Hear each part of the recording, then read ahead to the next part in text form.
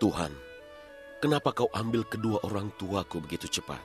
Dengan siapa aku hidup? Sedangkan lembar buku usiaku baru di halaman 1. Dorce Gamalama mengalami nestapa hidup sejak masih bayi. Ia kehilangan ibunda tercinta di usia 3 bulan. Sang ibu, Hajah Dalifah, wafat meninggalkan si buah hati yang belum tahu apa-apa. Di usia 1 tahun, Dorce harus mengulang nelangsa karena ayahandanya, Haji Ahmad, pergi untuk selama-lamanya. Bocah kecil yang terlahir dengan nama Yuliardi tersebut akhirnya diasuh dan dirawat oleh nenek tercinta, Hajah Siti Darama. Ibu saya meninggal lebih dulu. Nah, pada saat usia 3 bulan itu saya ditinggal ibu saya. Saya diasuh oleh nenek saya bernama Hajah Darama. Itu juga sudah saya ba'dakan haji. Dan memang kalau dipikir-pikir nama saya tuh Yuli Ardi. Nama kecil saya Yuli Ardi. Dan gak lama, sekira 5 bulan saya dibawa nenek saya ke Jakarta. Tinggal di rumah bibi saya di jalan, dulunya masih di Pasar Nangka. Saya gak tahu kalau nenek saya tuh ibu saya taunya nenek saya tuh ibu saya gitu loh. Jadi saya memang butuh, waktu itu usia nenek saya sekitar 50 lebih lah. Dan ibu saya meninggal pada saat usia beliau itu 40 tahun. Saat kanak-kanak, Dorce yang terlahir dengan nama Yuliardi merasakan ada getar berbeda dalam dirinya. Sebuah getar yang membawanya dalam kehalusan sikap. Ia berbeda dengan teman lelaki lainnya. Dorce tak menyukai main bola, perang-perangan, apalagi berkelahi. Sebuah beda yang membawa Dorce lebih dekat ke dunia wanita. Di Keramat Sentiong itulah kecil saya tumbuh dan mulai saya tapi memang dari kecil saya udah gak suka bergaul sama anak-anak laki-laki itu ya.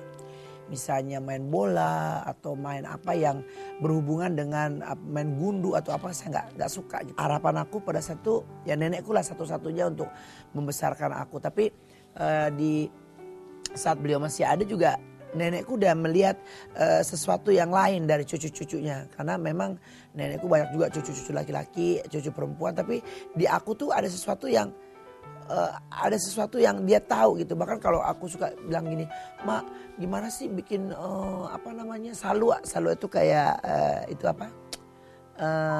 pakaian adat Minangkabau gitu ya. Dia dengan tenang nggak marahin saya, "Sini Mak dibikinin gitu." Jadi kayak jadi dia memang udah terus kadang-kadang saya juga iseng-iseng pakai bajunya dia gitu, pakai kayak dia ketawa-ketawa aja, dia ketawa, aduh siapa namaku katanya gitu. Nenek saya juga memberikan kayak signal yang enggak, jangan itu pakai perempuan, itu kamu laki-laki kok pakai perempuan, enggak gitu loh. Saat usia sekolah tiba, Dorce bersama nenek tercinta meninggalkan kampung halaman di Sumatera Barat.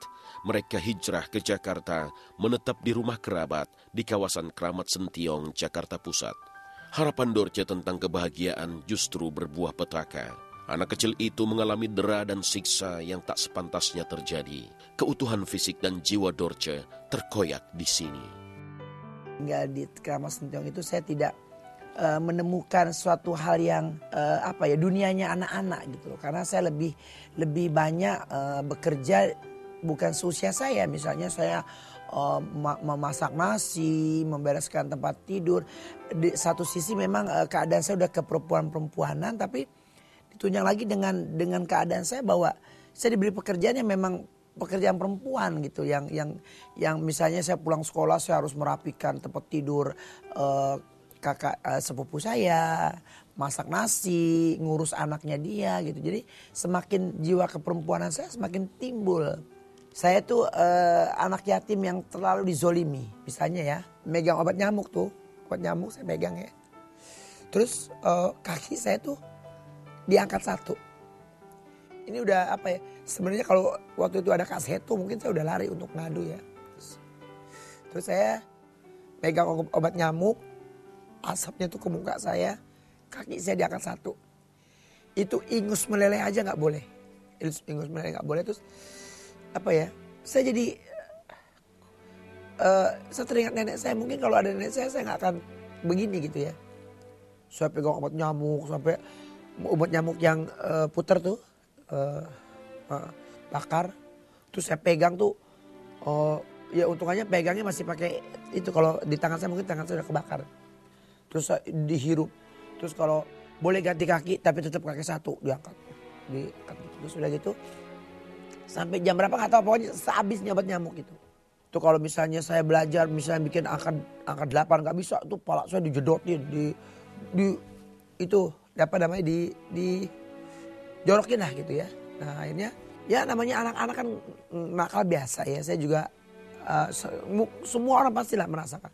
Tapi hukuman untuk saya tuh kayak kelewatan gitu. Sampai saya dikasih makan cabai rawit satu segenggam ini suruh habis.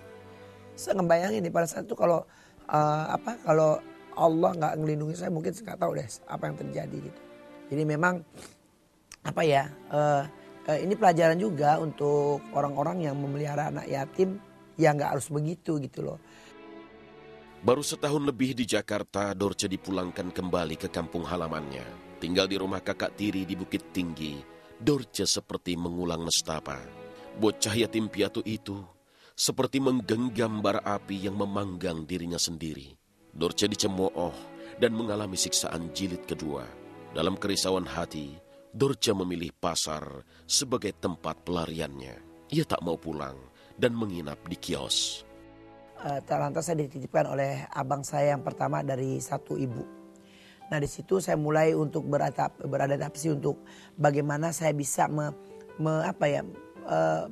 berusaha menjadi bagian dari kakak saya, abang saya.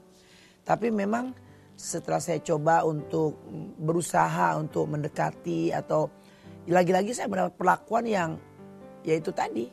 Misalnya saya membantu untuk keperluan-keperluan perempuan. Misalnya saya masak di belakang, ngebantuin parut kelapa dan sebagainya. Jadi memang udah gak ada waktu bermain seperti anak-anak laki-laki pada umumnya. Misalnya dia main layangan atau apa gitu. Dari mulai itulah saya gak balik lagi ke rumah bibi saya, Ibu Dalima almarhum. Karena saya pikir saya udah mendapat perlakuan yang gak baik. Artinya dia juga tidak memperlakukan saya seperti anak-anak pada umumnya. Akhirnya mulailah saya menjalani hidup keras, kehidupan kota Jakarta. Saya jual koran, saya ikut-ikutan jadi kondektur di lapangan Banteng ya. Saya ikut ngegembel di proyek Senen. Dan alhamdulillah saya juga dikasih kesempatan. Saya udah gak sekolah lagi tuh. Akhirnya ada salah satu tukang soto Bogor itu. Saya tuh tiap hari tidur di bawah situ. Saya udah gak peduli diri saya siapa. Tapi saya coba-coba untuk untuk lebih meyakini bahwa saya juga hidup sendiri bisa dengan segala kekurangan saya. Kerinduan pada sang nenek di Jakarta membuat Dorce kecil dipanggang rindu. Ia ingin sekali bertemu dengan orang yang dicintainya itu. Ketika mendengar sang nenek sakit keras, Dorce yang masih duduk di kelas 4 SD nekat menuju Jakarta. Tanpa sepeser uang di saku, Dorce menuju pelabuhan Teluk Bayur dan naik kapal Batanghari. Keinginan saya pulang untuk ke Jakarta tuh luar biasa kuat sekali gitu. Lantas saya berusaha untuk kabur dari rumah paman saya. Saya tunggu kapal 4 hari, waktu itu kapal kapal Batanghari. Ya, sekitar tahun 70 sekian lah. Lantas saya tunggu 3 hari kapal itu datang. Nggak tahu seperti apa gitu, tiba-tiba kayak ada tangan ibu-ibu tuh narik saya naik ke kapal. Udah gak diperiksa lagi. Nah disitulah alhamdulillah saya sampai di Jakarta. Dan begitu saya sampai di Jakarta, apa yang saya dapatkan di depan rumah Keramat Sendong itu bendera kuning.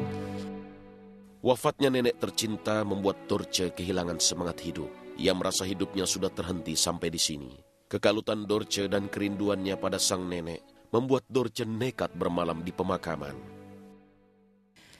Ternyata yang meninggal nenek saya. Waduh, nangislah saya sejadi-jadinya, karena memang harapan saya kembali ke Jakarta itu untuk menemui nenek saya. Waktu itu ya udah meninggal. Saya sempat percaya nggak percaya, saya sempat 2 hari di kuburan itu saya nggak pulang. Sedikit pun saya nggak ada takut.